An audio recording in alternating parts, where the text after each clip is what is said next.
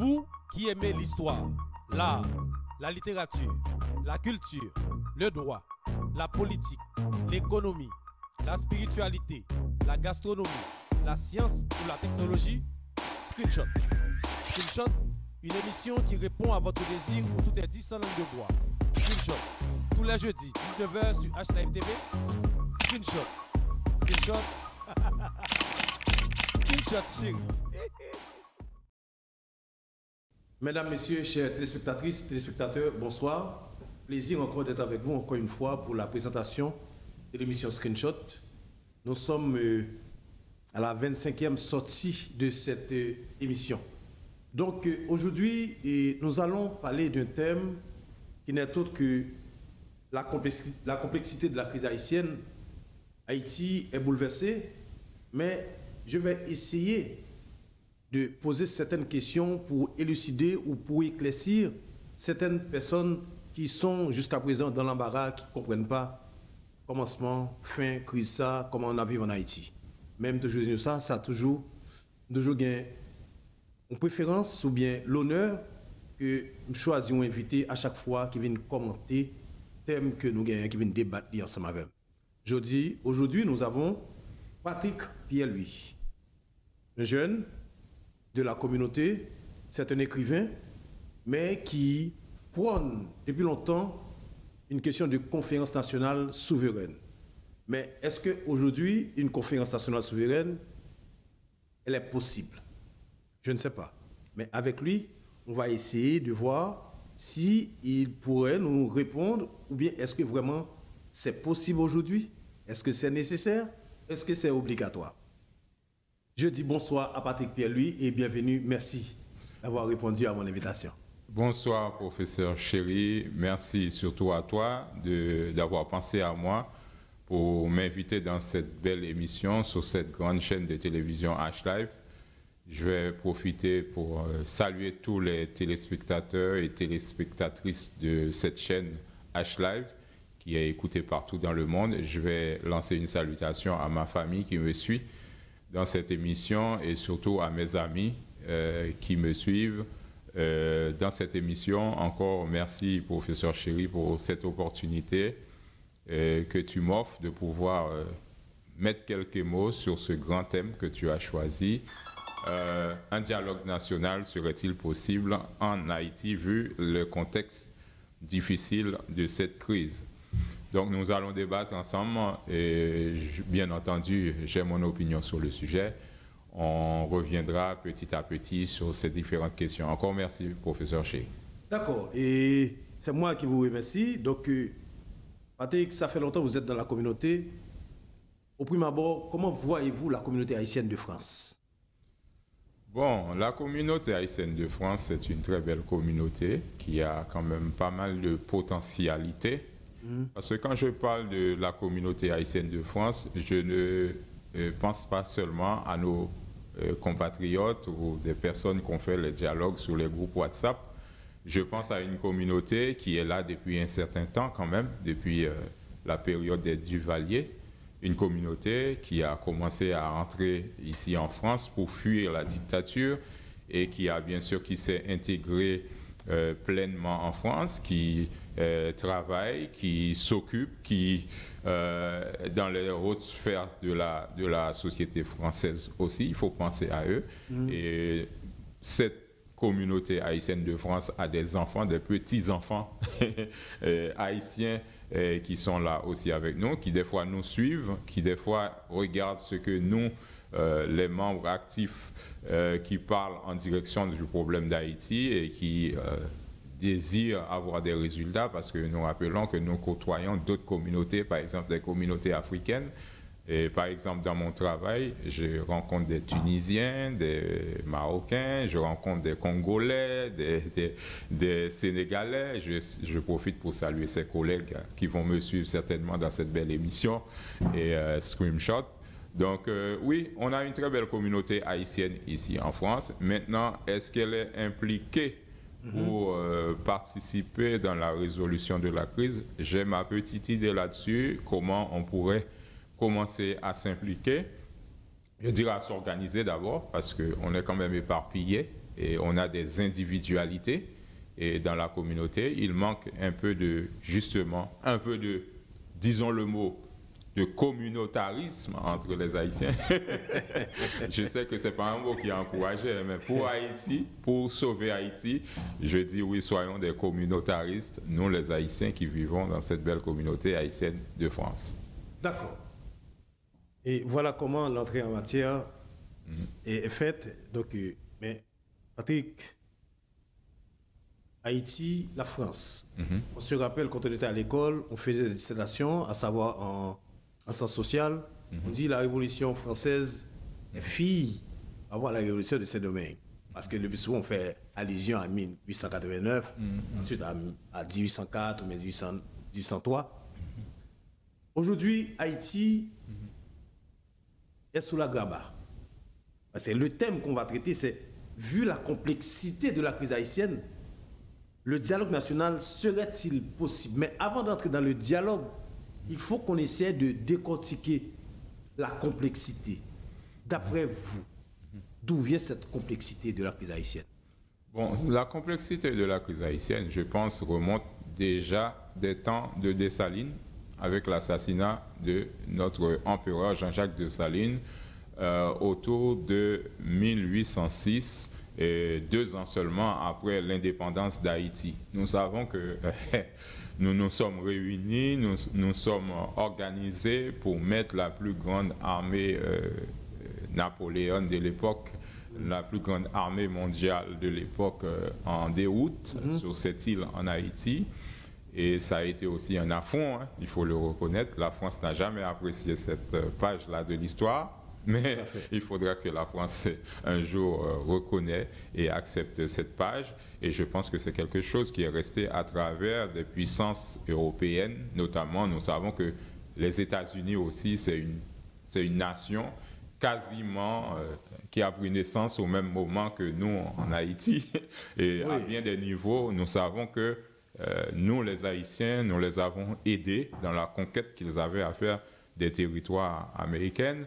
Et donc, cette page de l'histoire, bien entendu, c'est une page glorieuse, mais on arrive aujourd'hui à une page où, on va dire 216 ans après l'assassinat de Jean-Jacques Dessalines, nous avons aussi, dans notre monde moderne à nous, dans notre réalité haïtienne moderne, l'assassinat aussi d'un président qui est Jovenel Moïse dernièrement. Donc pour expliquer comment on y est arrivé là, c'est, je pense, la destruction programmée de nos institutions, petit à petit, petit à petit, petit à petit, ce qui fait qu'aujourd'hui, où nous parlons dans cette belle émission au mois de janvier 2023, nous n'avons aucune institution haïtienne solide et non corrompue à la hauteur des responsabilités. Quasiment toutes les institutions sont corrompues, que ce soit la justice, que ce soit l'éducation nationale, que ce soit le journalisme, parlons-en, que ce soit l'administration haïtienne, elle est corrompue, que ce soit le système financier. Le pays est malade entièrement. Le pays est malade entièrement et cette maladie, on va dire, a été programmée, c'est un empoisonnement carrément.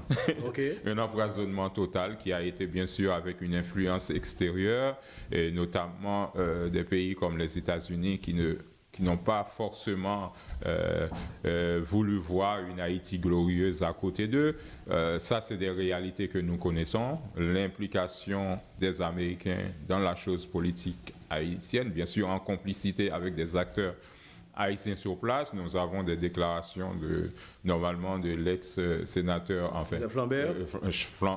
Joseph Lambert. Joseph Lambert. Ouais. J'ai du mal à dire le mot parce que franchement, ces prises de position sont terribles pour l'histoire d'Haïti. Est-ce que ces gens se rendent compte à quel point qu'ils ont amené Haïti au bord du gouffre? Effectivement, la crise, elle est immense, elle est totale, elle est capitale. C'est vrai que c'est pas simple. La question reste encore à se poser vu la complexité de cette crise. Est-ce qu'il y a possibilité de faire un dialogue?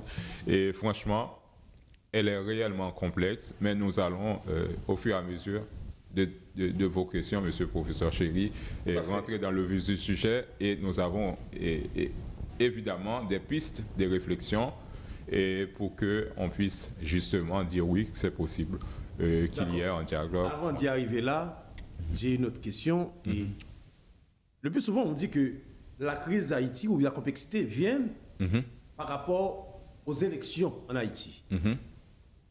D'après vous, les élections en Haïti, c'est une source de problème? Oui, les élections ont été, déjà depuis le départ de Jean-Claude Duvalier en 1986, les élections qui se sont déroulées jusqu'à nos jours ont été des sources de problèmes en Haïti.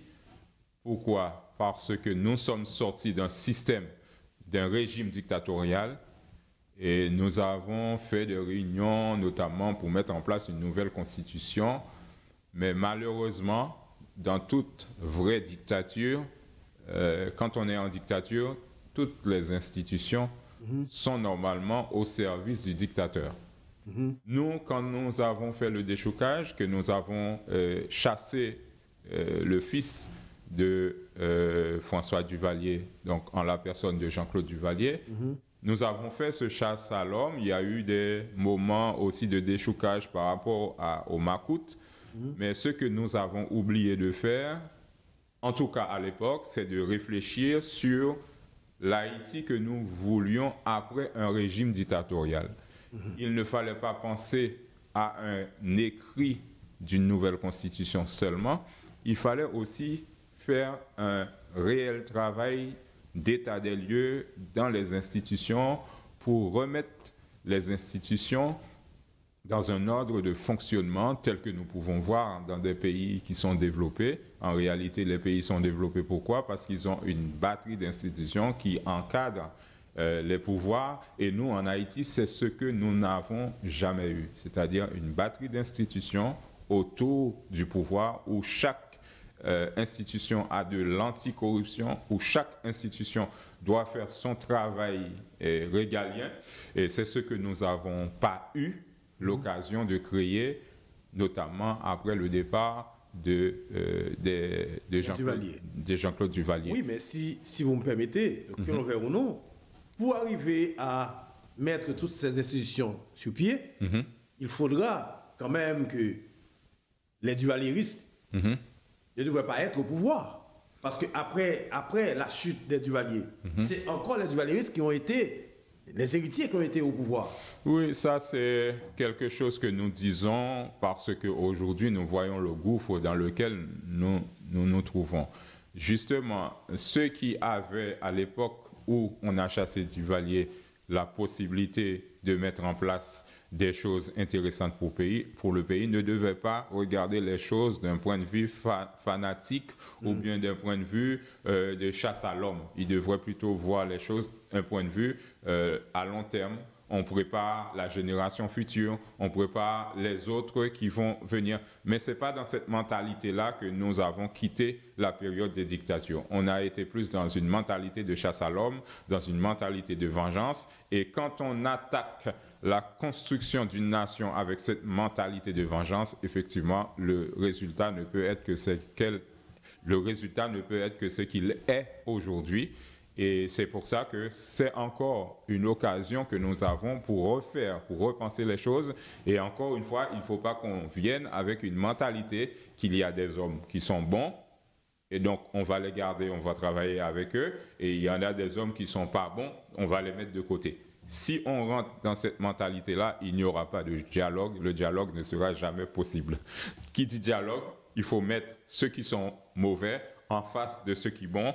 On discute des problèmes, on circoncile les problèmes, on résout les problèmes et on avance tous ensemble, bien sûr, dans un esprit de construction. C'est un peu ça qui a manqué pour moi après la chasse aux sorcières qui s'est faite après le départ des Duvalier.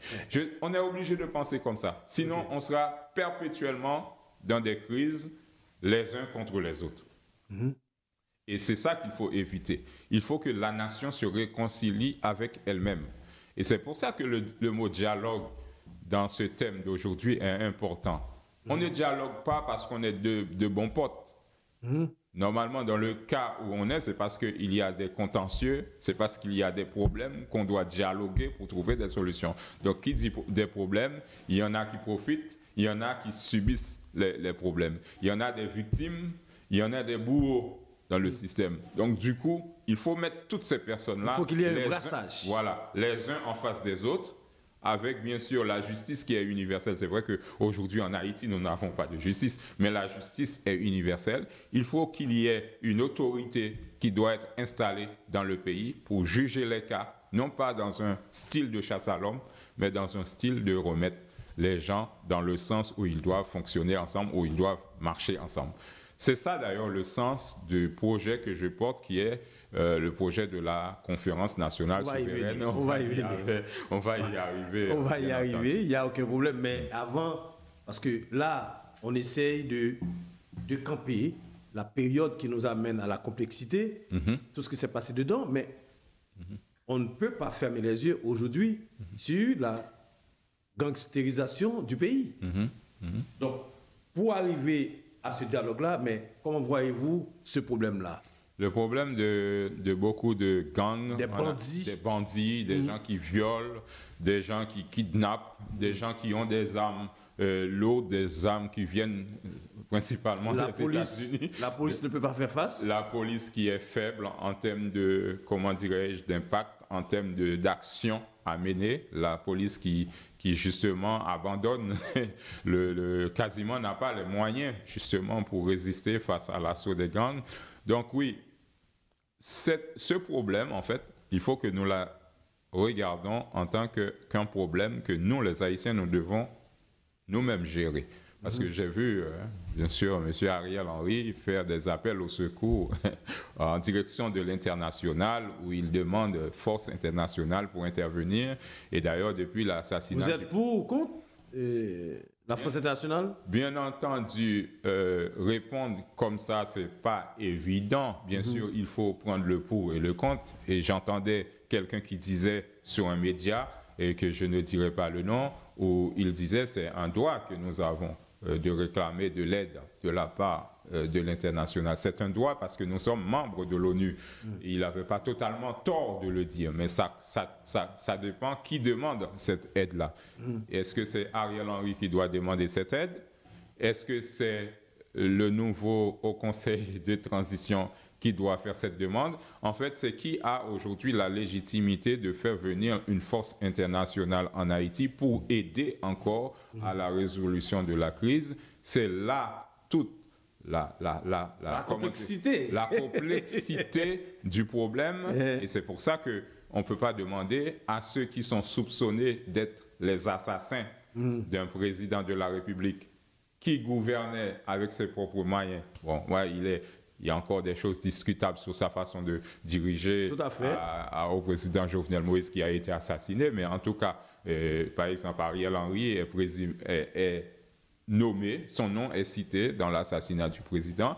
On le voit prendre des décisions dans le pays qui ne vont pas dans le sens de l'intérêt national, notamment en tout ce qui a trait à l'augmentation des prix des matières premières, de l'énergie, tout ça. C'est dans ce style-là qu'il est en train de diriger la nation. On se demande, est-ce qu'il a l'autorité réellement de faire venir les forces internationales quand on sait que c'est lui-même, à travers les décisions qu'il prend, qui justement aggrave la crise en Haïti. Et on se souvient aussi comment les gens au début ont voulu se mettre dans la rue pour dire non à Ariel Henry et comment il a amalgamé la lutte du peuple qui s'était réuni pour le mettre dehors avec les gangs. Et c'est à ce moment-là qu'on a eu des acteurs, par exemple, comme Jimmy Cherizé, qui sont montés au créneau, qui disent qu'ils vont participer dans les mobilisations. Et tout de suite, devant l'ONU, on a eu comment le représentant a présenté tout ce climat qui était en Haïti. On sent bien qu'il y a des gens qui sont en train de jouer avec l'avenir de ce peuple haïtien, qui sont en train de jouer avec la santé des Haïtiens, qui sont encore en train de jouer avec des gens qui meurent chaque jour, des policiers qui meurent. Et donc, ça paraît complexe. Mais en réalité, dès qu'on aura trouvé qui a l'autorité de pouvoir demander ou pas une aide internationale pour contrecarrer l'action des gangs, dès qu'on aura cette personne, parce que je ne pense pas qu'il y a une personne physique, mais je pense plutôt qu'il y a une personne morale qui peut faire cette demande. Mais il faut que cette personne morale donne son programme. Qu'est-ce que tu vas faire dans les 2 ans, 3 ans, 4 ans à venir dans le pays? Et bon, bien entendu... Une personne morale, comment une personne morale va faire une telle demande? Ben, écoute, c'est là que moi je fais appel à l'Assemblée de la Conférence nationale souveraine en Haïti. Le jour qu'on aura une assemblée de conférenciers, bien entendu, choisis par nous les Haïtiens, parce que ce sont des Haïtiens qui sont dans les 10 départements du pays, qui n'ont jamais été aux affaires politiques, qui sont là et qui subissent la crise, qui ont des compétences, mais qui n'ont jamais été appelés. On crée une assemblée avec ces personnes, des gens de la diaspora, cette diaspora haïtienne de France, riche en capacité. D'ailleurs, on a eu un grand monsieur qui est passé dans l'émission avec toi dernièrement, qui s'appelle, je crois, Ernest Naissant. J'ai eu un plaisir à l'écouter et comment dirais-je, donner son opinion. J'ai appris qu'il était du Corecof. Moi-même, j'étais du Corecof dans les premiers jours de Corecof. Donc, on a des compétences en diaspora haïtienne qui pourraient participer dans quelque chose. Donc, moi, la personne morale, parce que ce n'est pas une personne physique qui pourra le faire, parce qu'il y en a pas en Haïti qui va prendre... Ça pourrait être, par exemple, le Haut Conseil de transition mis en place par M. Ariel Henry. Si ce Haut Conseil de transition avait vraiment les autorités qu'il faut pour justement faire une vraie transition dans le pays, cette autorité de transition aurait pu justement se renforcer avec des personnes dans les 10 départements du pays. C'est des idées que nous donnons, hein, parce que j'ai l'impression que les gens ne sont pas réellement inspirés quand il faut faire les choses correctement en Haïti. Oui, ce Haut Conseil de transition pourrait être un instrument qui serait utilisé pour justement faire en sorte de faire appel à l'aide internationale pour justement, comment dirais-je, résoudre le problème de l'insécurité qui est en Haïti. Le Haut Conseil ne serait jamais, comment dire, une personne morale. Enfin, c'est un Haut Conseil, c'est une personne morale. Mais oui. Un Haut Conseil. Oui, mais quand même qu'il va avoir des représentants. Il y a 3 membres dedans. Bien sûr, quand je dis, nous, on n'a pas de problème avec le fait qu'il y ait même une seule représentante, ou bien même 2 ou 3 seulement, c'est pas ça le problème. Le problème, c'est quel est le projet de ce conseil de sécurité, de ce conseil, de ce Haut Conseil de transition. C'est ça le problème. Si le projet, par exemple, c'est le projet de conférence nationale souveraine, parce que le pays, qu'on le veuille ou non, a besoin d'une conférence nationale souveraine pour reconstruire les bases de fonctionnement de la nation, c'est-à-dire les institutions du pays. C'est toujours le même problème. Tant que nous allons ignorer le fait que nous n'avons pas des institutions à la hauteur. Aujourd'hui, nous pouvons rester comme ça pendant 2 ans, 3 ans. La chose ne fera que s'aggraver. Donc, il faut un projet. Et nous, justement... Vous avez un projet. Nous voulons proposer. D'accord. Ce projet. On va essayer de circonscrire ce projet-là que vous venez de parler. Donc, on a vu déjà comment on dit ça? L'accord de Montana. Oui. L'accord de Penn. L'accord de Penn. L'accord de Louisiane. Oui. On parle de l'accord du 17 octobre. 11 septembre aussi, je crois. Oui, 11 septembre. De Ariel Henry. Et il y a M. Jean-Paul Mathurin qui prône aussi l'assise. Oui, l'assise nationale. L'assise nationale. Donc, cela veut dire que nous avons pas mal d'accords qui pourraient aboutir à une conférence ou bien un dialogue, comme on veut. Donc, même si on blende, on met tout dans un blender, on n'aura jamais, je ne sais pas, arrivé, parce que tout le monde veut, c'est lui, c'est lui, c'est lui. Aujourd'hui, vous parlez de conférence nationale. Est-ce qu'il y a une différence entre conférence nationale que vous prenez vous-même et les autres? En fait, professeur Chéri, il n'y a aucune différence. Ok. Je te le dis clairement. Tous les Haïtiens veulent la même chose. Remettre les forces vives de la nation autour de la table pour résoudre la crise. Mais attention, il y a beaucoup de confusion qui se fait sur la scène politique haïtienne. Des gens qui ont les moyens, des gens qui sont déjà, par exemple, aujourd'hui, je lisais un tweet de Steven Benoît qui a dit qu'il démissionnait de son poste de Premier ministre de l'accord Montana pour pouvoir laisser la place pour faciliter une énième... voilà. C'est de la foutaise. Non, c'est la place, c'est pas la laisser la place peut-être à vous qui prône la confiance nationale. On ne sait jamais. Non, pas dans ce sens. Parce que la différence qu'il y a entre tous ces projets que vous venez de citer, que ça soit Penn, que ça soit Montana, que ça soit l'accord de Ariel Henry, je vais l'attaquer aussi parce que c'est le seul... Oui, l'accord du 21 décembre là. Il y a 11 septembre, il y a 21 décembre aussi. Exactement. Que je vais attaquer, que je vais expliquer pour que les téléspectateurs de cette émission Screenshot, les téléspectateurs de H-Live puissent savoir de quoi il s'agit. C'est du foutage de gueule, je suis désolé pour l'expression. Penn, c'est quelque chose qui a été fait, qui a été mis sur pied, alors qu'il y avait en face Ariel Henry. Si les gens de Penn étaient sérieux, et s'ils avaient un projet réellement national, ils auraient dû aller voir directement avec Ariel Henry en disant « Monsieur Ariel Henry, nous avons ça comme projet, nous souhaitons que on puisse en parler pour le mettre en place parce que c'est bon pour le pays. » Et s'il refusait, Penn allait prendre sa vraie légitimité. Je pense que c'est ça qui a été fait. Non. Parce qu'Ariel ne voulait pas entendre parler de ça. Non. S'il le faisait, ils allaient le faire médiatiquement, bien, et ça allait passer. Eux, ils avaient dans une mentalité, nous ne voulons pas discuter avec celui qui a le pouvoir. Même si celui qui a le pouvoir, c'est un de facto. Même si c'était Jovenel Moïse, c'était un président de facto. Ariel Henry, c'est encore plus de facto.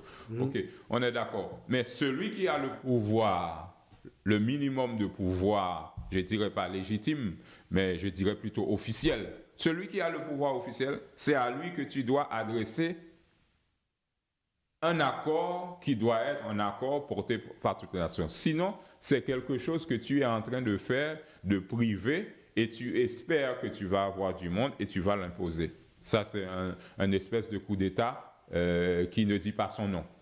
Voilà pourquoi nous, depuis plus de 6 ans, je dis nous parce que nous avons un mouvement associatif citoyen qui soutient cette idée, qui fait la promotion de cette idée de conférence nationale souveraine en Haïti. Depuis plus de 6 ans, la personne qui était au pouvoir, que tout le monde décriait en disant qu'il est mauvais, qui était président Jovenel Moïse, parce que nous n'avons pas un problème avec des mauvais. On a plein de mauvais en Haïti. Le problème que nous avons, c'est que ces mauvais-là, il faut trouver un plan pour les faire travailler dans l'intérêt du pays. Nous n'avons pas eu de, comment dirais-je, de difficulté à présenter le plan de conférence nationale souveraine à président Jovenel Moïse, qui avait, lui, l'autorité de dire oui ou non, il laisse passer ou pas. Parlons de l'accord Montana, par exemple. J'ai lu le rapport, le projet du rapport Montana. Nous sommes là sur le terrain depuis plus de 6 ans. Nous réclamons à travers des démarches, consulat, ambassade et président, lettre à président, lettre ouverte. Nous demandons que le président puisse pencher et regarder le projet de conférence nationale souveraine. Nous en parlons librement. Même j'ai rencontré des personnes qui me disent c'est M. Tunel Delpé qui parlait en premier du projet de conférence nationale en Haïti. Bon, nous disons conférence nationale souveraine. Nous avons que ça fait à peine 6 ans que nous commençons à porter le projet. Quand je regarde le rapport de l'accord Montana, il y a au moins 10 fois la mention de conférence nationale souveraine à l'intérieur de leur rapport. Et comment ils mentionnent cette procédure de conférence nationale souveraine? Ils le mentionnent comme une chose secondaire à faire lorsque nous aurons déjà obtenu le pouvoir. Et encore, Montana, c'est quelque chose qui est fait, soi-disant, par la société civile, par beaucoup de choses, mais ils l'ont fait en dehors de celui qui a le pouvoir officiel. Donc, c'est encore des choses privées que les gens font à côté. Ils espèrent qu'ils auront un mandat national. Nous, nous appelons à une conférence nationale souveraine. Jovenel Moïse était là, nous le demandons à Jovenel Moïse. C'est vrai que nous formons un groupe pour faire la promotion de l'idée, mais nous le demandons directement à Jovenel Moïse. Combien de fois dans cette diaspora haïtienne, j'ai dit, il faut qu'on crée une délégation pour qu'on aille devant Jovenel Moïse pour lui dire, nous voulons que tu acceptes cette conférence nationale souveraine. Encore aujourd'hui, dans la conjoncture avec Ariel Henry, malgré tous les tapages qu'il fait, lui-même, il sait qu'il n'a pas de consensus national, qu'il ne peut pas rester au-delà de 7 février 2023, par exemple. Il essaye de créer un espèce d'accord pour rester. Nous-mêmes, nous avons Ariel Henry sur notre téléphone portable personnel.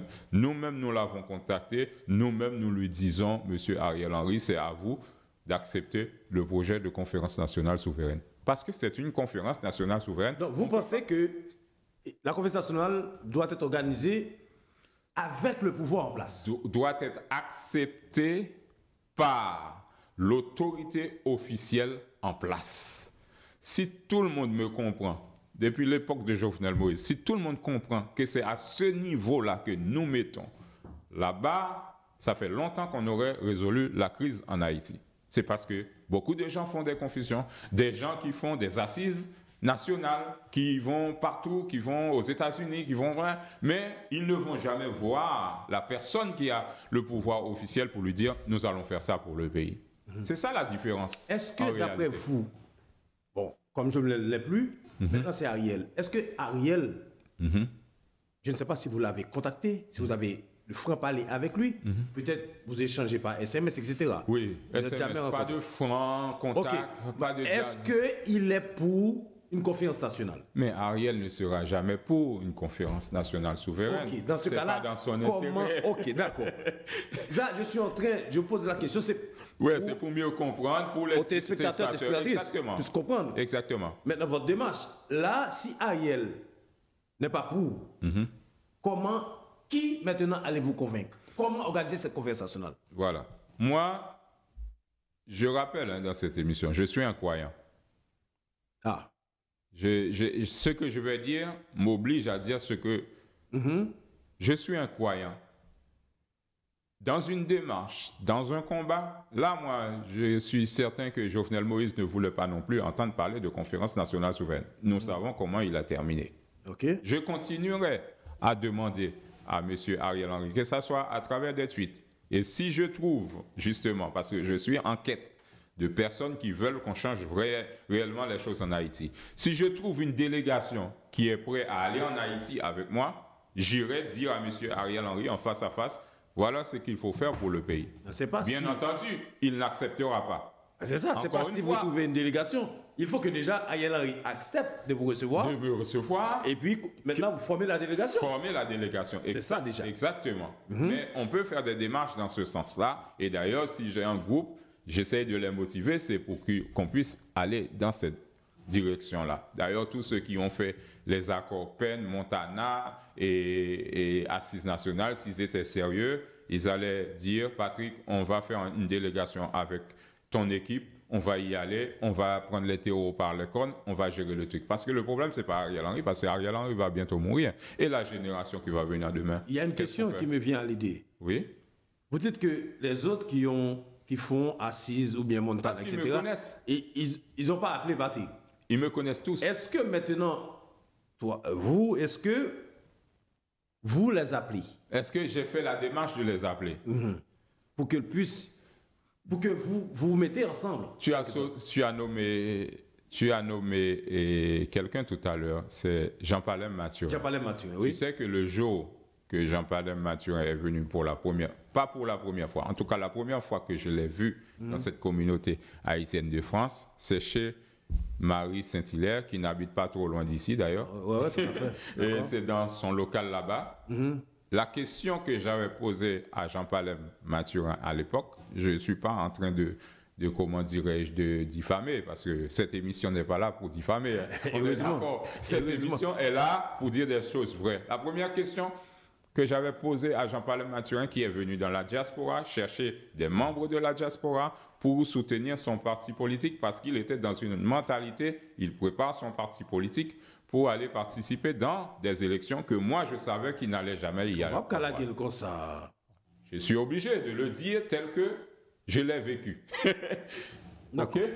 Donc, du coup, je sais que Dr. Palais Mathurin, il aura peut-être une confrontation. Donc, je ne sais pas si normalement, ils étaient prêts pour aller aux élections, il était venu ici pour ça, etc. Bon, bref, on fait cette parenthèse. En tout cas, moi, j'ai vécu les choses. Je savais que ça n'allait aboutir absolument à rien parce que jusqu'à aujourd'hui, on se pose la question qui va réaliser les élections en Haïti. Il y a une méthode pour réaliser des élections dans un pays comme Haïti. Il y a une méthode. Si on ne veut pas la respecter, on n'aura jamais d'élection. Ça, c'est pas vrai. On pourra faire un truc bouille vidé. On aura 2 ans encore plus de crises, plus de gangs. Ça, c'est sûr. Ça, c'est certain. Mais parce qu'il y a une méthode, il y a une façon de faire. Je prenais cet exemple de Jean-Paul Mathurin parce que tu m'as posé la question. Est-ce que moi, je les contacte? Maintenant, dans mes démarches de contacter les acteurs qui sont sur place, il n'y a pas que Jean-Paul Mathurin. J'ai fait une interview filmée, et je pense que c'est sur les réseaux sociaux, avec la présidente de Petite Dessalines, France et Europe, Madame Stéphanie. J'ai fait une émission avec un court vidéo où je lui ai dit, dès que M. Moïse Jean-Charles accepte qu'on fasse d'abord la conférence nationale souveraine avant d'aller vers des élections en Haïti, moi, je serai membre du parti Petite Dessalines. C'est pour te répondre à ta question, est-ce que je fais des démarches en direction de ceux qui sont les acteurs sur place en Haïti? Oui, bien entendu, je fais ces démarches, mais maintenant, vous connaissez vous-même la mentalité de nos, de nos acteurs politiques, et c'est que ce que je fais qui peut être bon, je peux être aussi dans cette mentalité aussi. C'est que ce que je fais qui peut être bon, et quand j'observe ce que tu veux faire, c'est rester dans le statu quo. OK? Ça ne changera absolument rien dans le devenir du peuple parce que c'est du pareil au même. Aujourd'hui, il faut innover. Aujourd'hui, il faut innover dans la chose politique en Haïti. Et c'est à ça que nous sommes arrivés. Et obligatoirement, on va innover.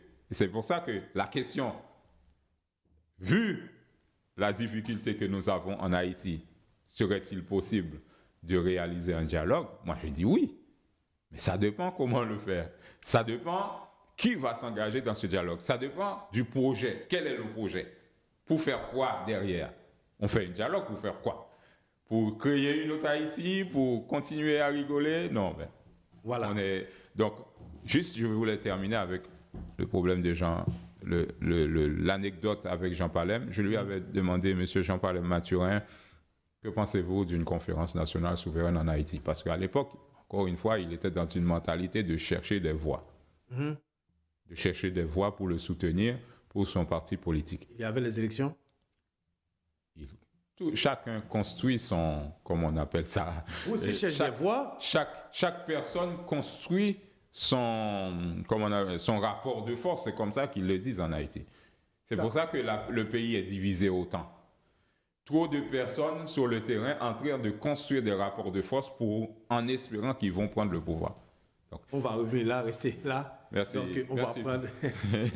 J'ai beaucoup de choses à dire sur cette question. Je sais. On va prendre notre première pause à l'émission. On revient. Ne bougez pas. Donc, l'émission Screenshot vous revient tout à l'heure.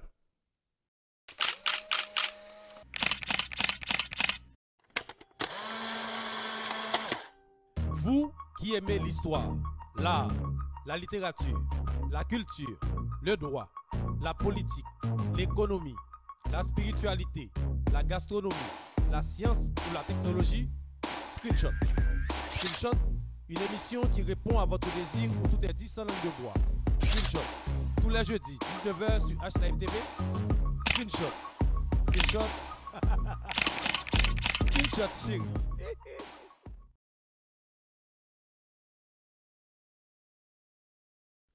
Voilà, mesdames, messieurs, on est de retour pour la suite de l'émission Screenshot, sa 25e sortie. Avec nous, aujourd'hui, M. Patrick Pierre-Louis, écrivain et puis un membre de la communauté, ou bien il fait partie de la communauté, ça fait belle lurette. Donc, il exerce pas mal de professions, pas mal de trucs. Et il est actif dans la communauté, mais j'ai le privilège aujourd'hui de l'accueillir à notre émission qui n'est autre que Screenshot sur la télévision H-Live. Encore une fois, Patrick, merci d'avoir répondu à mon invitation. Mais le dialogue national serait-il possible, d'après vous? Oui. Comment faire? Est-ce que réellement le pays a besoin d'un dialogue ou une conférence nationale ou je ne sais pas. Il y a plusieurs noms qu'on peut attribuer à ça. Il y a l'assise, il y a conférence nationale, il y a dans le temps c'est états généraux. C'est ça, c'est ça. Vous préférez conférence nationale souveraine? Oui, c'est ça. Par rapport à quoi? C'est ça parce que en fait les mots parlent d'eux-mêmes. Merci encore monsieur le professeur Chéri pour cette invitation. Hein. Franchement, chaque fois que je viens à H-Live, c'est toujours une joie. Et encore dans ce thème, sur ce thème précis, franchement, tu me donnes l'occasion de parler de ce qu'il faudrait faire en Haïti. Parce que dire que Ariel Henry n'est pas bon, qu'il faut le chasser, alors qu'il est en train de prendre des décisions incendiaires qui ne vont pas dans l'intérêt du pays, j'ai ma petite idée qu'il y a un marionnettiste qui est en train de faire jouer la marionnette Ariel Henry. Nous devons tous reconnaître que Ariel Henry n'avait pas de projet pays. Il n'avait pas de préparation pour diriger une nation avec autant de problèmes. Ce n'est pas Ariel Henry le problème, c'est nous, Haïtiens, qui sommes le problème. C'est nous qui sommes en train d'attendre quelque chose de Ariel Henry qui ne réfléchissons pas correctement. Nous devons nous organiser pour aller être le marionnettiste qui va faire de Ariel Henry une marionnette. Il faut couper les câbles, il faut couper les fils dans la main de ceux qui font bouger Ariel Henry dans le sens de leur intérêt. Comment? On pense que c'est les États-Unis. Comment couper les fils? Comment couper les fils? Il faut une mobilisation nationale pour réclamer une conférence nationale souveraine en Haïti. Oui, ça, c'est déjà fait dans l'histoire, je précise. Oui. Parce que personne ne me dise qu'il sera impossible de faire une mobilisation nationale pour demander une conférence nationale souveraine. J'allais vous dire qu'il faut que la population soit au courant. Exactement. Ce que tu fais là en me donnant la possibilité de passer dans cette belle émission, nous espérons que cette émission sera écoutée par les médias en Haïti, par les chefs de partis politiques, et je sais que cette émission sera écoutée. Parce que moi, je pense que sur beaucoup de sujets, je suis très écouté en Haïti, notamment aussi dans cette diaspora haïtienne de France. Même si pour le moment, les gens ne me comprennent pas, je demande quelque chose de clair. Il faut que nous nous mettons tous dans la rue derrière un seul objectif. Il faut que Haïti ait cette opportunité de réaliser sa conférence nationale souveraine. Patrick, point barre. Étant donné que vous êtes en France, je vais rappeler, ça s'est fait en Algérie. Pendant 3 mois, le peuple algérien est descendu dans la rue pour réclamer une seule chose. C'est aussi possible en Haïti. Oui, mais avant d'aller en Haïti, on est encore en France. Est-ce qu'il n'y a pas lieu de mobiliser ici déjà? Ben, quand je dis mobilisation nationale, je parle de la mobilisation en Haïti. Mais la même mobilisation pour réclamer la conférence nationale souveraine peut se faire en France parce qu'il y a des Haïtiens qui vivent en France. Mais on devait commencer en France. Il faut arriver, à mon avis, est-ce qu'il n'y a pas moyen d'arriver ici à mobiliser la communauté haïtienne de France pour que ça devienne, je ne sais pas, quelque chose de légion, communautaire. Là, ça pourrait passer de Belgique et qui va aux États-Unis, qui va au Canada, etc. Bien entendu. Ça va arriver. Tout est possible, en Haïti. Mais si vous pensez que c'est Haïti qui doit mobiliser en premier, alors que nous ne sommes pas Haïti pour le moment. Non, mais tu as répondu mieux que moi d'accord. à la question. Pardon. C'est d'ailleurs pour ça, nous essayons depuis longtemps de monter ce qu'on appelle un mouvement associatif pour la promotion de la conférence nationale souveraine en Haïti. Ce n'est pas pour rien que nous choisissons le mot. Nous créons un mouvement. Qui dit mouvement, il faut qu'il y ait du monde. Bien entendu, nous avons beaucoup de gens qui nous écoutent, qui nous regardent aussi et qui sont pris dans une espèce de cacophonie parce qu'il y a beaucoup de gens qui parlent, des gens qui font des promesses, qu'ils vont peut-être aller aux élections, qui les mobilisent, qui les font venir dans des réunions et puis tout ça, on perd beaucoup d'énergie alors qu'on pourrait commencer la chose qu'il faut à l'image de ce que a réalisé Algérie. D'ailleurs, je profite pour saluer une une future agent qui va s'occuper de ma personne, qui est Lila, qui est en train de nous écouter, une Algérienne. Ça s'appelle comment? Lila. Lila. Elle s'appelle Lila. Elle nous écoute à travers cette émission. Elle va justement nous ouvrir quelques portes en termes de médias autres que la France, parce qu'on a l'impression pour le moment les choses sont bloquées en France. C'est ça. Un prophète n'est jamais prophète dans sa patrie. Ouais. Donc, elle va bien sûr faire une action pour nous faire arriver loin avec ce projet de conférence nationale souveraine, parce que ce n'est pas un projet qui concerne que Haïti. Parce que c'est un projet, peut-être, Haïti doit être le pays modèle qui va faire avancer cette méthodologie de conférence nationale souveraine pour qu'elle soit réussie et qu'elle soit visible devant les yeux de tous les peuples qui souffrent aujourd'hui. Parce que nous sommes en France, mais même en France, il y a besoin d'une conférence nationale souveraine française. Parce que là encore, on est un jour de grève, je crois. Enfin, Est-ce que ce n'est pas un référendum qu'on a besoin? En France, on a réellement besoin d'une conférence nationale souveraine française. Elle pourra se mettre rapidement en France dès que les politiciens français vont comprendre, les partis politiques français vont comprendre la chose, parce que réellement, la France a perdu sa souveraineté nationale, je suis désolé de le dire, et les dirigeants qui dirigent aujourd'hui en France dirigent plus pour la finance que pour le peuple. Et notamment, vous voyez le combat sur la retraite, c'est un exemple. Mais si on se bat pour la retraite et que la retraite, c'est un dossier, et qu'en réalité, on a 365 autres dossiers brûlants qui doivent être aussi combattus, tel qu'on est en train de le faire pour la retraite, parce que nos dirigeants sont en train justement de casser les acquis sociaux. Et vous imaginez, on va passer 365 jours à faire des grèves. Donc aujourd'hui, la seule façon de vraiment faire quelque chose de concret, ici en France déjà, c'est de réunir tous les partis politiques et de dire qu'on va en conférence nationale souveraine pour repenser la gouvernance du pays. Donc, quand je parle comme ça pour la France qui a besoin, imaginez combien Haïti a besoin d'une conférence nationale souveraine pour reconstruire petit à petit les bases, les institutions qui vont justement permettre que la nation fonctionne correctement. Et nous avons les compétences, que ce soit aux États-Unis, que ce soit au Canada, que ce soit ici en France, des compétences haïtiennes qui peuvent aider et qui peuvent participer avec brio dans cette démarche. Oui, je suis d'accord avec toi, il faut qu'on commence à mobiliser ici en France pour la conférence nationale souveraine. C'est ce que j'essaye de faire depuis longtemps. C'est pour ça que je connais beaucoup d'associations. Est-ce que les Haïtiens... Screenshot. Je connais l'association, la FEDE, je connais la PAFA, je connais toutes les associations et c'est ce que je leur demande depuis un certain temps. Qu'est-ce qu'ils ont répondu? Pour le moment, c'est niet. Et quand je dis pour le moment, par exemple la FEDE, à l'époque où j'ai discuté avec la FEDE, pendant 1 an, j'ai pris ma carte à la FEDE, j'ai payé ma cotisation pour pouvoir être au sein de la FEDE, pour même participer dans les élections de la FEDE, afin de dire à la FEDE de m'aider à porter le projet de conférence nationale souveraine. Mais ça a été niet. Pourquoi? Parce qu'ils ont toujours eu l'espoir que le président Jovenel Moïse pouvait faire quelque chose de concret. Donc avec cette mentalité que le président pouvait faire, quand il a été assassiné, tout le monde a été surpris.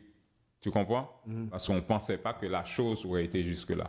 Donc, parce que aussi nos associations, qu'on le veuille ou pas, sont des fois politisées, sont prises en otage par des mouvements politiques, des associations qui en réalité ont un parti politique qui les finance derrière, qui les booste derrière. Donc, c'est très compliqué. Mais ce qu'il y a et qui est beau et qui font qu'aujourd'hui nous nous tenons, c'est que la conjoncture appelle la conférence nationale. C'est même...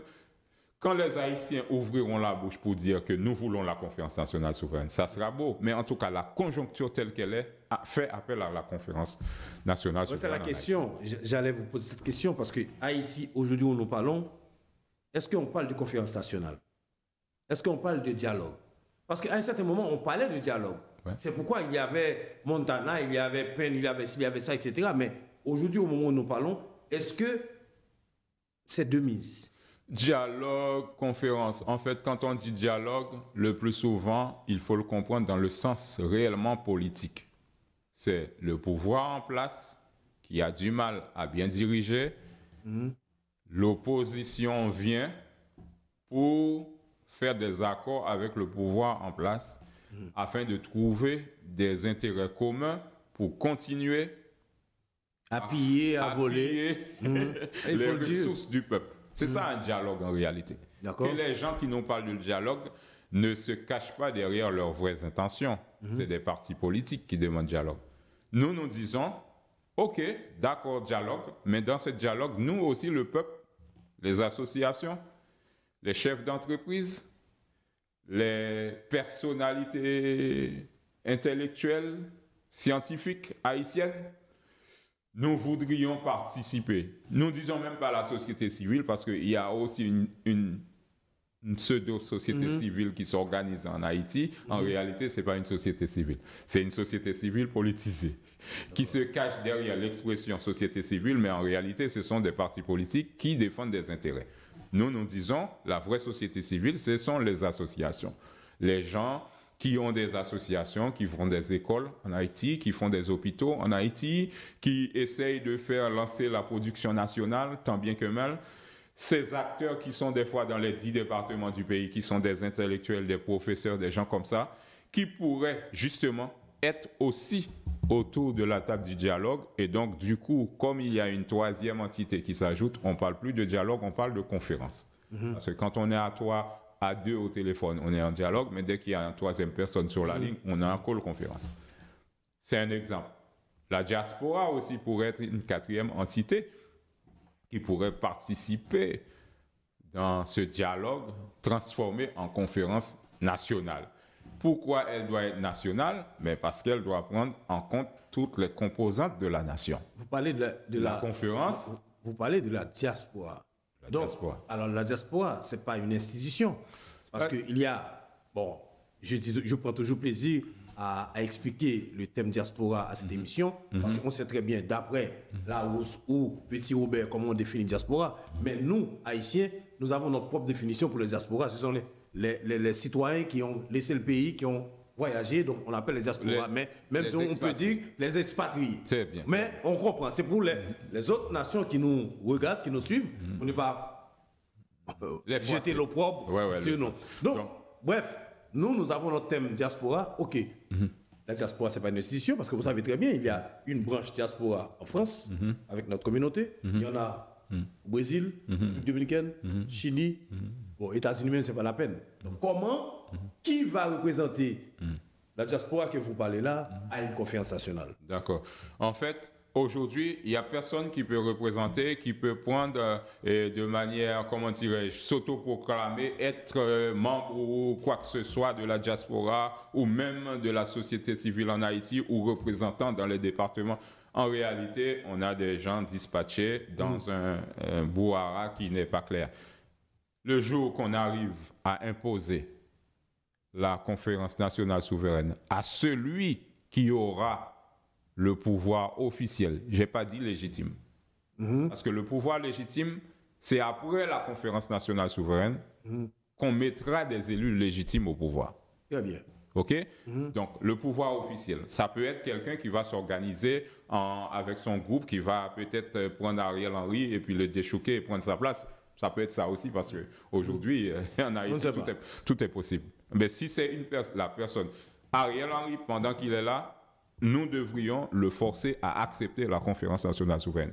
Quand c'est accepté, c'est acté, c'est publié aussi dans le journal officiel, tel qu'il a fait par exemple pour les accords. Le Haut Conseil de transition. D'accord. Quand c'est accepté, eh bien, il y aura des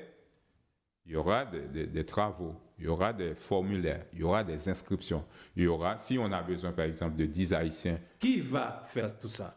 Ce travail-là doit être fait par la commission de préparation et de convocation de la conférence nationale souveraine. Encore, j'ai dit, c'est une commission qui doit être reconnue avec une reconnaissance. Si Ariel est accepté, ou bien celui qui est au pouvoir est accepté, la conférence nationale, c'est-à-dire qu'il va voir avec vous pour monter cette commission?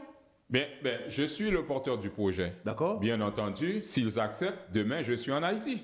Ce qui est normal. Je suis en Haïti pour qu'on mette en place les fichiers, les formulaires, pourquoi pas les éléments informatisés, parce qu'aujourd'hui, on va beaucoup fonctionner avec l'informatique, pour mettre en place, pour justement faire venir, parce que si c'est une assemblée de préparation et de convocation, si on convoque des gens de la diaspora, il faudra les loger, qui va payer la facture, tout ça. C'est des questions qui doivent être débattues dans une commission de préparation, ok? Qui, dans la diaspora haïtienne, va venir? Eh bien, il y aura un formulaire lancé en faisant, pourquoi pas, des élections. Pourquoi pas? Professeur Chéri a envie de participer. Il remplit le formulaire, il est haïtien, il y a un certain nombre de critères qui est demandé. Et voilà, il remplit ces critères-là. Et bien, il reçoit une lettre d'invitation en tant que personne qui va venir participer à la conférence nationale. Mais dans ce cas-là, il faut envoyer ce formulaire-là à tout le monde. Ben oui, le formulaire sera envoyé à tout le monde. Il y aura bien entendu un tri qui sera fait. Pourquoi pas par tirage au sort pour éviter toutes sortes. C'est parce que t'es mon ami, je t'ai pris, alors machin. Ça veut dire si on a 10 profils qui correspondent exactement à ce qu'on cherche, eh bien on a besoin que 5. On met les 10 papiers dans un urne et puis on tire au sort les 5 personnes qui vont justement venir participer dans cette. Ça peut se faire comme ça. Pourquoi? Parce qu'aujourd'hui, il y a aucune personne qui a une autorité, une légitimité pour faire une conférence nationale souveraine en Haïti. Donc ça se prépare. Et c'est pas parce que moi, je me mettrai à côté de Ariel Henry en train de préparer la convocation. Tu comprends? La convocation et la mise en place de la conférence nationale souveraine que je serai un traître.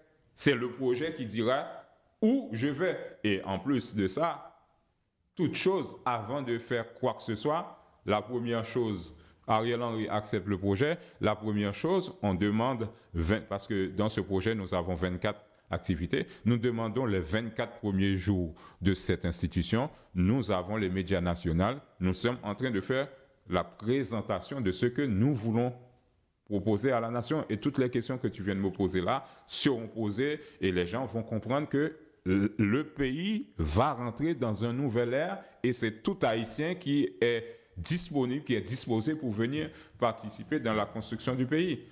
Les politiques nous font tourner en bourrique, ils nous font croire que le problème est difficile. Non, il y a rien de compliqué dans le pays d'Haïti parce que ce sont des problèmes que nous connaissons. Il y a juste une complication, c'est qu'il faut que l'État accepte. Celui qui est au pouvoir doit accepter pour que la conférence soit nationale. Alors, en réalité, il y a 3 entités qui peuvent accepter la conférence nationale souveraine. Le pouvoir de facto qui est en place, en la personne de Ariel Henry, on ne sait pas s'il sera là demain. Ça, c'est une personne qui peut accepter. C'est pour ça que moi, dès le départ, j'avais Jovenel Moïse en ligne de mire. J'ai dit, il faut que je lui présente le projet, il faut qu'il l'accepte. J'ai été à l'ambassade, j'ai donné des exemplaires du livre à Mme Rodeline François-Pierre. Moi, j'aime bien citer les noms, parce que les démarches que je fais m'engagent, et en fait, moi, je présente ma tête. Je ne me cache pas. Et d'ailleurs, c'est pour ça, sur le livre, je suis désolé, je vais le présenter, sur le livre, j'ai mis ma tête. Parce qu'il faut y aller au combat, en respectant chacun, mais il faut y aller au combat. Donc, la première personne, c'est celui qui est au pouvoir qui peut accepter la conférence nationale. Deuxième, je dirais, groupement ou entité qui peut accepter la conférence nationale souveraine, ce sont les partis politiques.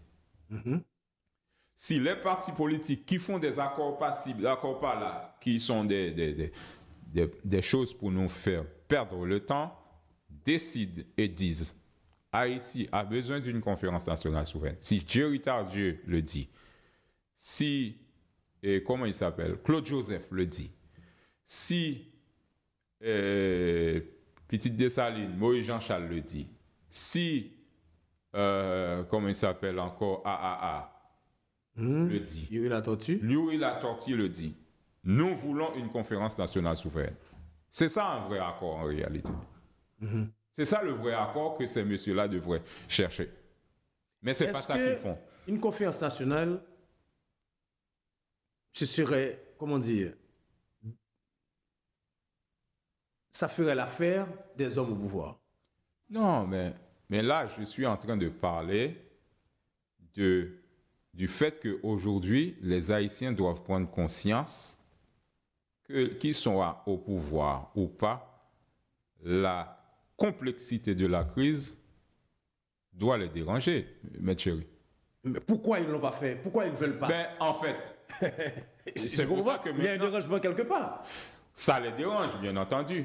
Ça les dérange. Mais à un moment donné, ils seront obligés de prendre une décision pour une chose qui les dérange, parce que la situation ne va jamais s'améliorer. Ça, c'est sûr. Non, la situation ne s'améliore pas pour nous, qui ne sommes pas au pouvoir. Mais celui ou ceux qui sont au pouvoir, pour eux aussi. Est-ce qu'ils ont ces problèmes-là que nous ayons? Jovenel Moïse a été assassiné, non? Nous avons des gens qui sont dans le pouvoir, qui sont assassinés. C'est des choses qui arrivent. Nous n'encourageons pas les assassinats parce que ce n'est pas la meilleure façon de gérer des crises. Nous sommes des hommes. Donc, mais nous sommes en train d'observer que la situation s'envenime. Personne ne sera à l'abri dans cette crise en Haïti. Donc, je t'ai dit le deuxième qui peut. Donc, celui au pouvoir, il ne veut pas. Les partis politiques peuvent s'organiser et dire c'est la conférence nationale souveraine, nous voulons. Troisième. Et s'ils le disent, ils l'imposent à celui qui est au pouvoir. Il ne peut pas dire non. Troisième secteur, c'est qui? Troisième, c'est le peuple. Et c'est ce travail que toi et moi, nous sommes en train de faire. Nous sommes en train de faire de la pédagogie pour que toute personne faisant partie du peuple puisse comprendre qu'elle peut se regrouper, s'organiser en dehors des courants politiques pour réclamer une chose juste. Et c'est ce qui s'est fait en Algérie. Bien sûr, en Algérie, il y a eu des partis politiques qui étaient partie prenante de la chose aussi. Et le peuple s'est réellement mobilisé derrière. C'est ce qui se fera ici en France à un moment donné. Je ne suis pas prophète, mais un jour c'est ce qui arrivera en France. Les partis politiques, quand ils comprendront que ce n'est pas ou les syndicats, quand ils comprendront que ce n'est pas une histoire de faire un mouvement de grève pour ci, un mouvement de grève contre l'envoi des armes en Ukraine, je ne sais pas quoi, un mouvement de grève, ce n'est pas ça qui va gérer le problème. Ils vont dire, on va faire un seul, unique mouvement où on va demander à tout le monde de réclamer la conférence nationale souveraine en Haïti. Le pays est maintenant sous direction d'une conférence nationale souveraine avec des vraies forces vives de la nation qui va repenser les institutions, qui va corriger les erreurs, parce que on est des hommes, on est là pour qu'il y ait des erreurs. Mais c'est quand on ne corrige pas les erreurs qu'on est des sous-hommes. Pour moi, en Haïti, on n'a que des sous-hommes, malheureusement. Et je pense que les Haïtiens méritent mieux. Et c'est pour ça que je fais cet appel. Je dis à chaque Haïtien libre, c'est à vous de vous lever et de demander la conférence nationale souveraine. C'est un exercice aussi. L'Haïtien n'aime pas soutenir l'Haïtien. Mais bien, aujourd'hui, il y a un projet. L'Haïtien qui veut le changement d'Haïti est obligé de soutenir ce projet de ce bout d'homme qui est. Permettez-moi de vous poser cette question-là parce qu'il y a pas mal de groupes que je participe avec vous, groupes de WhatsApp, que vous continuez à prôner ce projet, à publier ce projet, à parler de ce projet. Mais parfois, peut-être vous dites que les autres ne vous comprennent pas et vous vous mettez en colère. Pourquoi? Bon, je pense qu'il y a un côté... Bon, pour te répondre vraiment, peut-être qu'il y a un manque de patience de ma part.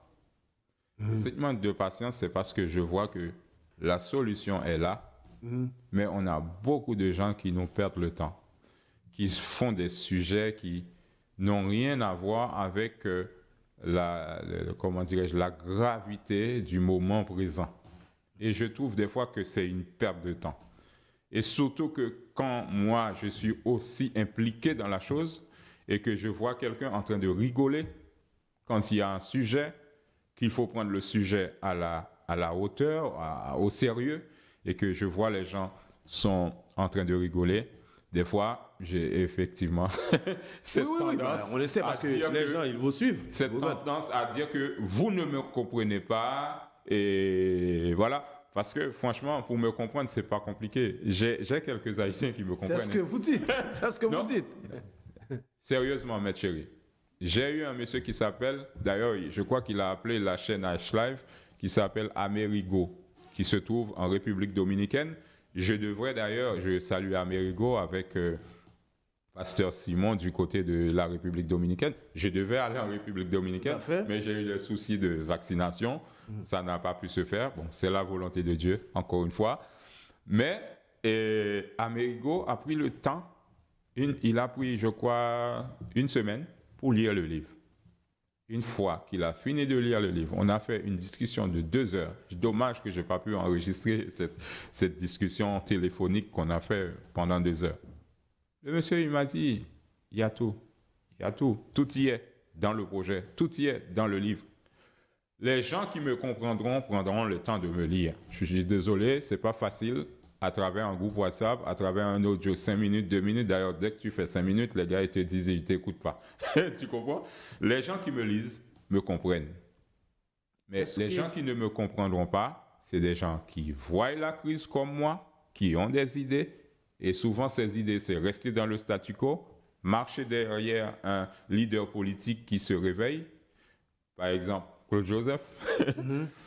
Et puis, c'est le statu quo, quoi. On va vers des élections bouillie vidée. Il n'y a rien de préparé. Alors que moi aussi, je veux des élections. Mais je veux des élections après une vraie préparation des institutions à réaliser des élections libres et démocratiques dans le pays. C'est ça que moi, je veux. Patrick, est-ce que... j'ai remarqué, peut-être... C'est ce que j'ai remarqué. Peut-être, je suis dans... Peut-être c'est pas vrai. Il ne devait pas y avoir une commission, vous et quelques autres personnes, peut-être investissent un groupe de WhatsApp et commencer à parlementer, à parler de tout ça là, vous et, je ne sais pas, et vos collègues, pour présenter cette conférence-là, pour parler. Parce que quand c'est vous seulement qui êtes sur un groupe, quand vous amenez ce sujet-là, les autres qui ne veulent pas, ils vont balayer. Vous allez toujours être pas content et puis partir. Mais est-ce que ce ne serait pas possible d'avoir 3, 4 personnes avec vous qui intègrent le même groupe de WhatsApp un matin, et puis vous posez le sujet, et puis vos collègues et vous en train de, je ne sais pas, manigancer cette question-là? Alors, c'est une très bonne question, professeur Chéri. Bon, les choses vont se faire au fur et à mesure, bien entendu, et nous forçons personne à emboîter le pas derrière nous. Non, c'est pas forcer. Non, c'est la pédagogie, c'est la stratégie. Donc, d'investir un groupe WhatsApp avec 4 autres personnes qui font partie de votre équipe. Maintenant, un jour, comme une conférence nationale. Un jour, vous présentez ça comme sujet. Même si vous posez la question, peut-être c'est même vos collègues encore qui vont alimenter le débat. Et puis, de là étant, peut-être les autres vont comprendre. Parce que quand c'est vous seulement qui parlez. Non, en fait, il n'y a pas que moi qui parle. C'est clair que les autres voix sont un peu, je dirais, inaudibles. C'est vrai que c'est moi qui porte le livre, qui prend le temps de lire le livre. Je me souviens que tu as participé dans une séance justement de formation qu'on voulait faire pour que les gens comprennent la pensée comment dirais-je, de cette idée de conférence nationale souveraine, qui pour moi est une formule, encore une fois, et les mathématiques viennent de l'Afrique. Et les formules mathématiques, c'est universel. Parce que tout vient de là-bas. Voilà. Les gens utilisent les formules mathématiques pour résoudre leurs problèmes de la vie. Nous avons là un projet de conférence nationale souveraine que moi, je considère comme étant une formule mathématique pour résoudre des crises dans des pays comme nous, en Haïti. Moi, je le présente tellement longtemps qu'aujourd'hui, je peux t'en parler les yeux fermés. Je peux te dire la formule rapidement. Par exemple, quand on parle de dialogue national, en réalité, ce qu'il faudrait, c'est apaiser la nation. Et ce qui serait intéressant, d'ailleurs, dans les 2 points les plus importants de notre projet que nous proposons, c'est d'avoir une commission vérité et réconciliation. Ça s'est fait en Afrique du Sud, je n'ai pas besoin forcément de l'expliquer, mais aussi, deuxièmement, une commission vérité et justice au sein de cette conférence nationale souveraine pour justement faire un vrai travail de dialogue. Parce que le dialogue va se faire comment? Moi, j'ai été victime. On a assassiné toute ma famille. Cette haine que j'ai dans mon cœur. Tu ne vas pas me dire, tu fais une conférence nationale souveraine et puis tu vas oublier mon problème. Non. Il faut que je vienne, il faut que quelqu'un puisse m'écouter, exposer la souffrance que j'ai. J'ai été victime. Et il faut que je puisse aussi pointer du doigt celui qui m'a, comment dirais-je, qui a décimé ma famille. Il faut qu'il y ait une justice populaire qui puisse se faire à ce niveau-là. Quand c'est fait comme ça, et bien entendu, on dédommage ceux qui sont victimes. Tu comprends? Et les bourreaux, eh bien, s'ils doivent prendre aussi 2 jours de prison, ils prennent 2 jours de prison. Quand c'est fait comme ça, on apaise on apaise les tensions dans la nation. On remet la confiance dans le système judiciaire. On remet la confiance dans les institutions. Mais si on dit tout le monde doit vivre avec les souffrances qu'ils ont vécues sur le temps passé, les bourreaux sont libres et libères, et les crimes vont continuer. Parce que celui qui a été victime, t'inquiète, il va préparer son coup pour se venger. Pour se venger. Donc l'esprit de vengeance va continuer à perpétrer dans la nation. Nous disons non, il faut gérer les problèmes. Par exemple, les gens qui ont dilapidé l'argent Petro-Caribé. Est-ce que je pourrais regarder ces gens-là dans la glace et dire qu'ils peuvent avancer comme ils veulent? Non. Les gens ont dilapidé l'argent, que ce soit des gens nationaux ou internationaux. Il faut qu'ils, tu comprends? Il faut qu'ils payent. Okay? Il faut qu'il y ait des décisions qui vont dans ce sens pour apaiser la nation. Sinon, on ne va jamais s'en sortir. Donc, quand on parle de dialogue national, quand on parle d'entente nationale, quand on parle de remettre le peuple en face de ses propres responsabilités, c'est de ça que nous parlons. Maintenant que je parle de ce projet, ce n'est pas tout le monde qui est à l'aise pour le présenter comme ça. Bon, c'est peut-être pour ça que tu me vois souvent, mais il y a beaucoup de gens qui nous aident. Pour mon voyage que je devais faire en République dominicaine, eh bien, figure-toi, c'est des collègues qui sont dans le groupe avec moi qui ont financé. Les gens sont dans leur activité, on ne peut pas leur empêcher. S'ils peuvent aider en donnant un peu de sous, c'est intéressant. Maintenant, pour dire qu'ils doivent participer dans des débats ou présenter, je préfère même qu'ils restent en arrière. Maintenant, quand la chose va être acceptée au niveau national, ces gens-là sauront que c'est une chose sérieuse, eh bien, ils prendront la parole pour expliquer, pourquoi pas, sur la chaîne télévision nationale, pour expliquer le projet à la nation. Voilà. Et Patrick, on est arrivé à la fin de l'émission. Merci, professeur Chéri. Mais on ne va pas partir comme ça, comme je dis toujours à quel que soit mon invité. Si vous avez une phrase, un truc à dire, pour vraiment inciter les téléspectateurs à venir, à rejoindre le groupe de la conférence nationale, à comprendre le groupe de la conférence nationale, ce serait quoi? La chose simple que je dirais à nos téléspectateurs de H-Live et à ceux qui me suivent depuis longtemps, aujourd'hui on est au pied du mur et on n'a pas d'autre projet que la conférence nationale souveraine. S'il y en a qui croient toujours qu'un homme politique, un super homme politique peut venir et résoudre la crise en Haïti, je suis désolé de vous le dire, ce ne sera pas possible. Il n'y a que lorsque nous, les Haïtiens, nous allons nous mettre ensemble autour de la table avec un plan établi, peut-être établi d'avance, mais que nous aurons bien entendu l'occasion de présenter devant un conseil. Pourquoi pas le Haut Conseil de transition? Moi, je ne sais pas. Moi, je ne boude pas. Ce sont des Haïtiens comme nous tous. Et comme c'est une crise que nous devons résoudre, nous, les Haïtiens, je ne veux pas non plus bouder le Haut Conseil de transition de M. Ariel Henry. S'il l'a fait, tant mieux. Maintenant, qu'est-ce qu'on va en faire? C'est là la question. Moi, je pense que nous devons nous regrouper pour justement aller voir ces responsables. Ça a été publié dans le journal officiel, donc c'est officiel. C'est responsable officiel. Est-ce qu'ils sont légitimes? Je ne pense pas. Encore une fois, la légitimité, ça se construit.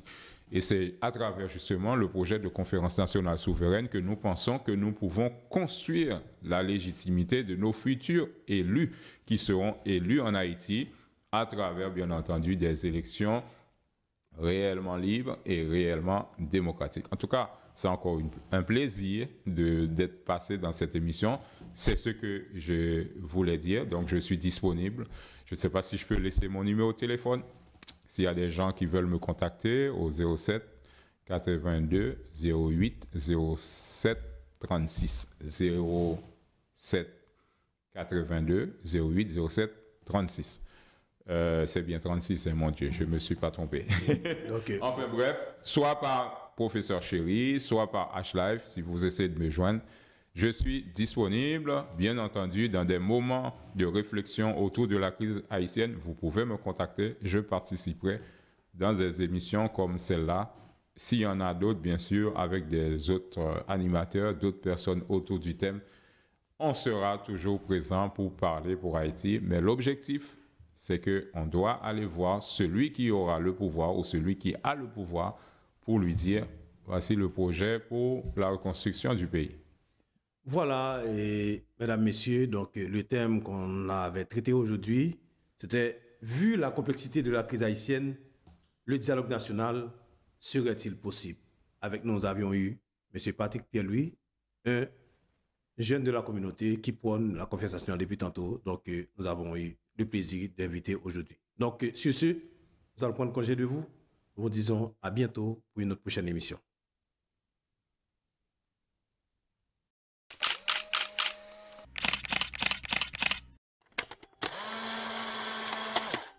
Vous qui aimez l'histoire, l'art, la littérature, la culture, le droit, la politique, l'économie, la spiritualité, la gastronomie, la science ou la technologie, Screenshot.